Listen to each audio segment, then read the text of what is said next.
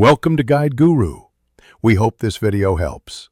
You start immediately by making the console safe. Unplug power and AV, move to a grounded surface, and remove the hard drive and faceplate. Once done, use Torx bits to remove external screws and pry the top shell off gently so you don't crack clips. You need clear access to the motherboard. That's essential. Make sure to keep screws organized by step. This first stage gets you to the core components fast and without unnecessary delay. Once the shell is off, remove the metal shields and unscrew the board standoffs so the motherboard can come free.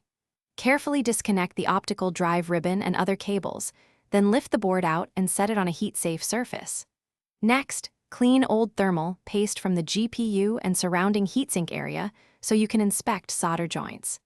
This step exposes the problem area and improves thermal contact, which is why cleaning first matters. You will reflow the GPU solder using a proper rework station or heat gun on controlled settings. Aim for gradual, even heating to reach reflow temperatures without burning components.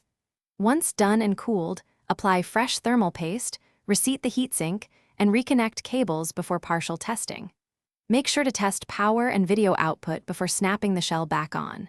If it still fails, check the power supply and AV connections first. Those are the single troubleshooting tip.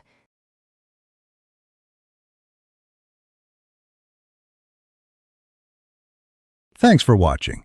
Consider subscribing if we helped you today.